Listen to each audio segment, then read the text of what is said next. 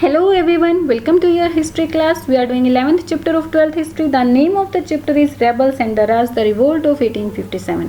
इस चैप्टर में हम हमारी कंट्री में हुए एक बहुत बड़े रिवोल्ट जो कि 1857 में हुआ था उसके बारे में डिस्कस कर रहे हैं। ये इस चैप्टर का थर्ड पार्ट है। पहले के 2 पार्ट्स को अगर अभी तक आपने नहीं देखा है तो वो आप मेरे चैनल के प्लेलिस्ट पर जाकर देख सकते हैं। आज हम रीड आउट करने वाले हैं अवध इन रिवोल्ट। अवध में जो रिवोल्ट हुआ था उसको अच्छी तरह से डिस्कस करने वाले हैं। हालांकि पूरे इंडिया में ये रिवोल्ट फैल चुका था, लेकिन अवध में ये बहुत बड़े स्केल पर हो रहा था। वहाँ पर हर कोई चाहे वो पीजेंट्स हैं, तालुकदार हैं, जमींदार हैं, मीन्स अंग्रेजों से बहुत ज़्यादा परेशान थे और बहुत ज़्यादा बड़े स्केल पर अवध में ये रिवोल्ट हुआ था। इसके पीछे रीज़न क्या थे, तो ये सभी जो है हम इस पार्ट में डिस्कस करेंगे। तो चलिए स्टार्ट करते हैं। A cherry that will drop into our mouth one day. Cherry यहाँ पर अवध के लिए यूज़ किया गया है। 1851 को गवर्नर जनरल लॉर्ड डलहौजी ने अवध किंगडम को लेकर ये डिस्क्राइब कर दिया था कि ये जो चेरी का फ्रूट है वो एक दिन हमारे माउथ में आकर जरूर गिरेगा। और उसके 5 इयर्स बाद 1856 में पूरी तरह से अवध को अनेक्स कर लिया गया था ब्रिटिश एम्पायर के द्वारा। ये जो कॉन्केस्ट थी वो पहले जो है अर्ली स्टेजेस पर हुई, मीन्स उसके कुछ स्टेजेस को कॉन्कर कर लिया गया था। 1801 में वहाँ पर एक सब्सिडरी अलायंस को इम्पोज किया गया था अवध के ऊपर। ये जो सब्सिडरी अलायंस होती थी इसके कुछ टर्म एंड कंडीशंस होती थी। जहाँ पर भी जिस भी रीजन में इस सब्सिडरी अलायंस को इम्पोज किया जाता था, नवाब को ये सारे टर्म्स एंड कंडीशंस फॉलो करनी होती थी। इन टर्म्स और कंडीशंस में क्या होता था, सबसे पहले जो नवाब होते थे उन्हें अपनी फोर्सेस नहीं रख सकते थे। वो अपनी फोर्सेस यहाँ पर ब्रिटिश ऑफिसर्स की फोर्सेस होती थी और इन फोर्सेस की जो मेंटेनेंस होती थी वो पूरी की पूरी नवाब को ही करनी होती थी। और नवाब किसी दूसरे रूलर के साथ ना तो लड़ाई कर सकता था, ना ही किसी टाइप के कोई अलायंस कर सकता था। ओके, और जो ब्रिटिश रेजिडेंट होता था उसकी सलाह से ही जो कोर्ट होता था वो चलाया जाता था। अपनी आर्म्ड फोर्सेस के खोने के बाद नवाब जो है पूरी तरह से अपने लॉ एंड ऑर्डर को मेंटेन करने के लिए ब्रिटिश ऑफिसर्स के ऊपर डिपेंड रह गया था। अब वो अपने जो चीफ होते थे और जो तालुकदार होते थे, मीन्स जो नवाब और तालुकदार होते थे, उनके ऊपर से उसका कंट्रोल धीरे धीरे जाता चला गया था।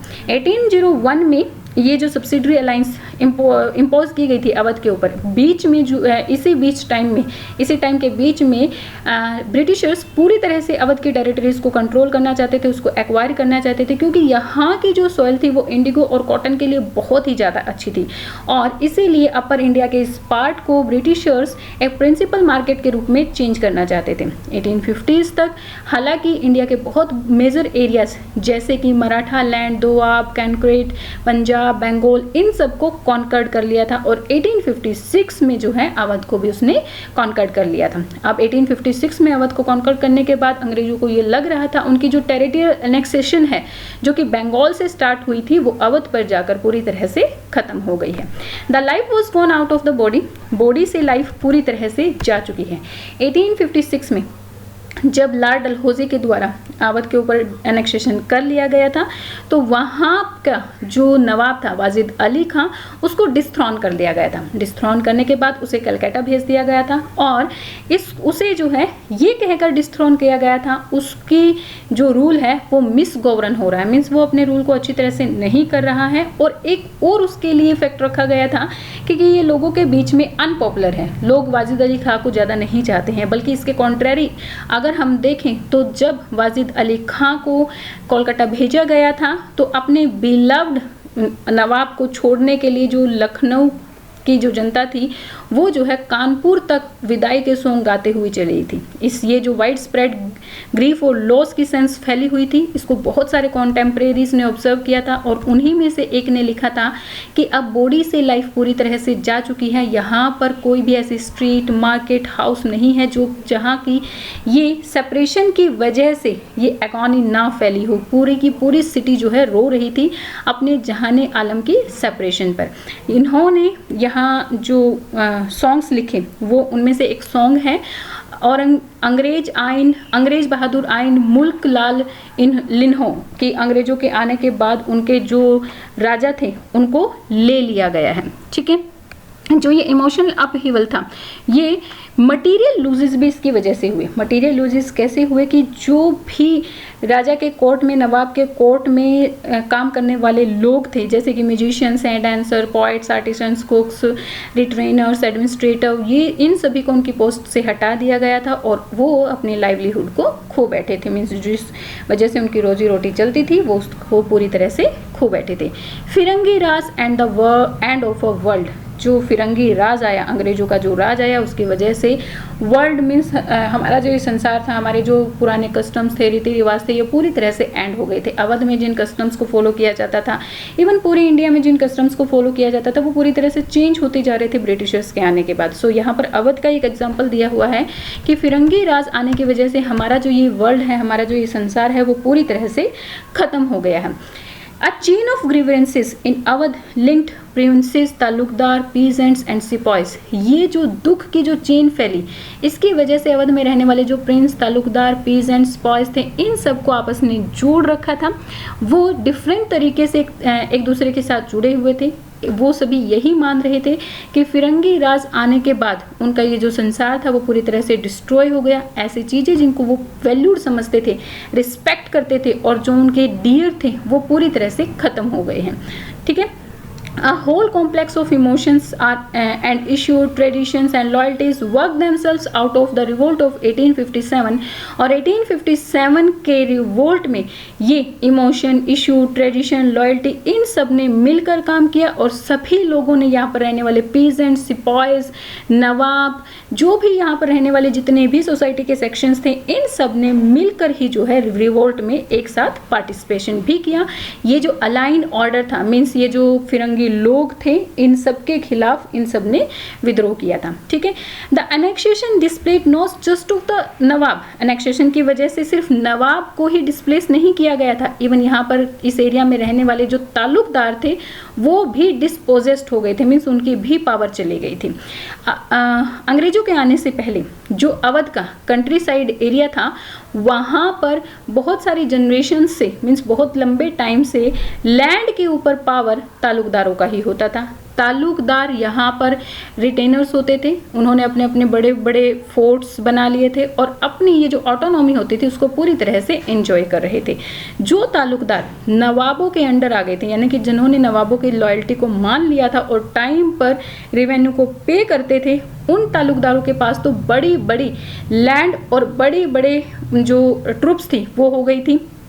इवन कई जो बड़े तालुकदार थे उनके पास तो 1200 तक फुट सोल्जर्स होती थी और जो छोटे तालुकदार होते थे उनके पास 200 तक फुट सोल्जर्स होती थी। ठीक है। अब जब ब्रिटिश राज अवध में आया 1856 में, तो वो इनकी जो ये पावर थी उनको अनविलिंगली टॉलरेट नहीं कर सकते थे, इसीलिए एनेक्सेशन के तुरंत बाद तालुकदारों को डिसआर्म्ड कर दिया गया। मीन्स अब वो किसी टाइप के कोई सैनिक नहीं रख सकते थे और उनके जो फोर्स थे उनको भी डिस्ट्रॉय कर दिया गया था।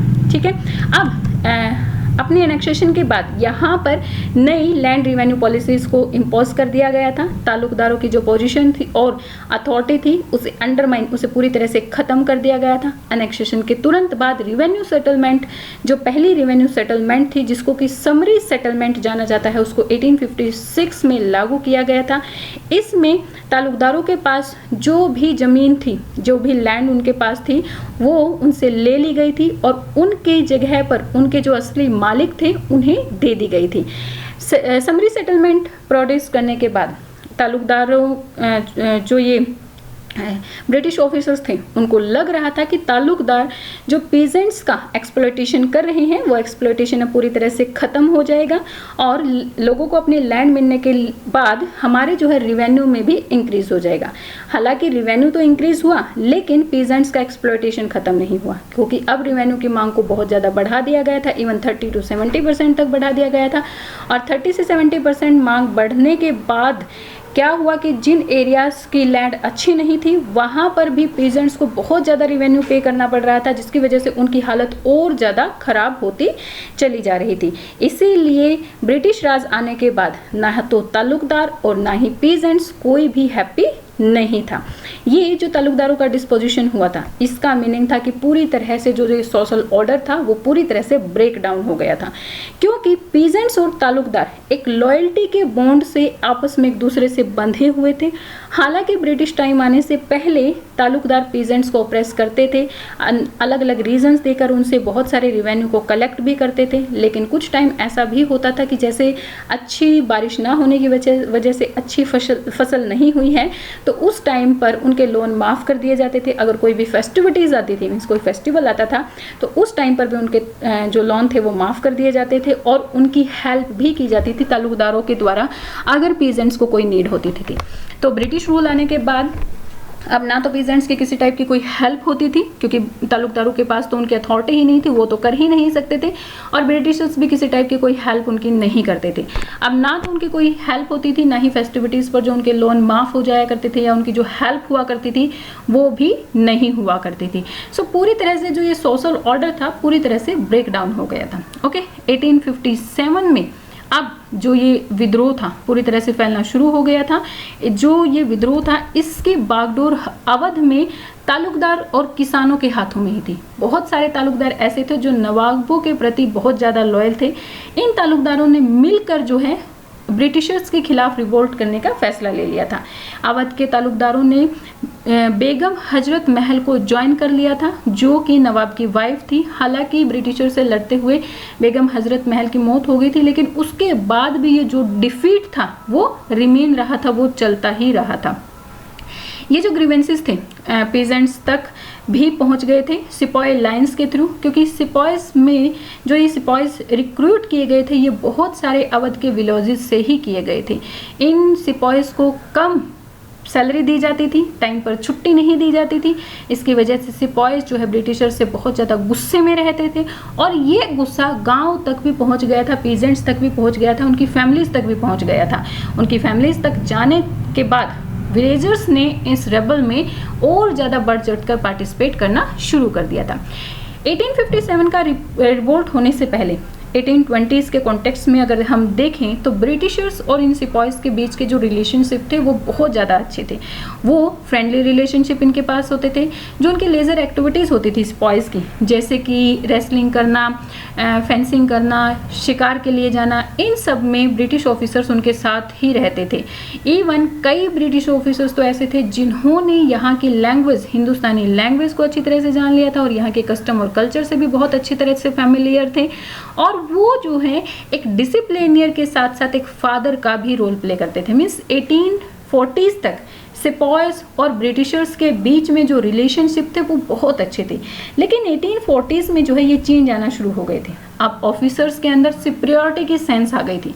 सुपीरियरिटी की सेंस आने के बाद ये सिपाहीज को एक रेडिकल इन्फीरियंस मीन्स जाति भेदभाव करना इन्होंने शुरू कर दिया था। बहुत गंदे तरीके से इनके साथ बिहेवियर करने लगे थे। गाली देना, फिजिकल वायलेंस करना एक कॉमन बात हो गई थी, जिसकी वजह से सिपाहीज के बीच में और ऑफिसर के बीच में जो गैप था, जो डिस्टेंस था, वो और ज़्यादा बढ़ गया था। और इसका एक उदाहरण, इसका एक एग्जाम्पल हम जो है मीरूत में हुए रिवोल्ट को भी देख सकते हैं, जहां पर ब्रिटिश ऑफिसर्स ने सिपाहीज को बहुत समझाने की कोशिश की कि भाई हाँ, इन बुलेट्स के ऊपर किसी टाइप की कोई काव और पिक का फैट नहीं लगा हुआ है, लेकिन सिपाहीज इस बात को मानने के लिए रेडी नहीं हुए थे, क्योंकि अब वो ब्रिटिशर्स के कोई भी बात पर विश्वास नहीं करते थे। यहाँ पर एक और बात याद रखने की इम्पॉर्टेंट है कि ये जो सिपाहीज और रूरल एरिया के बीच में जो रिलेशनशिप थे, जो लिंक्स थे, वो बहुत ज़्यादा अच्छे थे। क्यों अच्छे थे? क्योंकि जितने भी बंगाल आर्मी में सिपाहीज थे वो अवध और ईस्टर्न उत्तर प्रदेश के विलेजेस से रिक्रूट किए गए थे। इवन यहाँ की जो आर्मी थी उसको तो नर्सरी ऑफ बंगाल आर्मी कहा जाता था। उसके पीछे रीज़न यही था कि यहाँ पर अवध और उत्तर प्रदेश से ही सैनिकों को रिक्रूट किया गया था, वहाँ के विलेजेस से ही रिक्रूट किया गया था। अब ये जो चेंजेस आए ब्रिटिशर्स के बीच में और सिपाहीज के बीच में, ये चेंजेस उनकी फैमिली तक भी पहुँच गए थे कि भाई हाँ, किस तरह से उनको ट्रीट किया जाता है, किस तरह से उनकी जो सैलरी है वो बहुत कम है, छुट्टी नहीं दी जाती है, और जो ये नई कार्टेज उनको यूज़ करने के लिए दी गई है इसके ऊपर काव और पिग का फैट लगा हुआ है। ये सारी चीज़ें विलेजेस में भी फैलना शुरू हो गई थी और इसीलिए जो उनकी फैमिलीज थे, इन्होंने सैनिकों का विद्रोह में साथ भी दिया। जहां कहीं भी विलेजर्स को ये पता लगा कि सैनिक विद्रोह कर रहे हैं ब्रिटिशर्स के खिलाफ, वहां गांव से लोग आकर उनका साथ देते थे। इवन अगर सिटीज में भी उन्हें ये पता लगता था, टाउन्स में भी ये पता लगता था कि टाउन्स में रहने वाले लोग ब्रिटिशर्स का विरोध कर रहे हैं, उनका रेबेल कर रहे हैं, तो वहां पर भी जाकर उन टाउन वाले लोगों का वो लोग साथ दिया करते थे। सो इस तरह से कोलेक्टिवली सिपॉयज हैं, पीजेंट्स हैं, तालुकदार हैं, नवाब हैं, इन सब ने मिलकर जो है अवध में रेबेल किया था और बहुत बड़े स्केल पर किया था। सो इन्हीं रीजंस की वजह से अवध में जो है बहुत बड़े स्केल पर ये रिवोल्ट जो है फैल गया था। यहाँ पर एक पिक्चर दी हुई है Bengal sepoys in European style uniform. इस यूनिफॉर्म को दिखाते हुए जिस भी आर्टिस्ट ने इस पिक्चर को ड्रॉ किया है, पेंट किया है, वो यहाँ पर जो इंडियन सिपॉयज हैं उनका मजाक बना रहे हैं कि इंडियन जो है कितने भद्दे, कितने बुरे लगते हैं। इवन उन्होंने ब्रिटिशर्स की ड्रेस पहनी हुई है, फिर भी वो देखने में इतने ज़्यादा सुंदर नहीं लग रहे हैं। सो इस पिक्चर को यहाँ पर रेडिकल जो इंटरफेरेंस हो रही थी उसी को शो किया गया है इस पिक्चर के थ्रू। सो आज हम यहीं तक करने वाले हैं। आई होप जो हमने किया है वो आपको क्लियर हो गया होगा और मेरे सेशंस आपके लिए यूजफुल है। Tell me in comment section, like and share my videos and subscribe my channel for new updates. Thank you, bye bye, keep learning.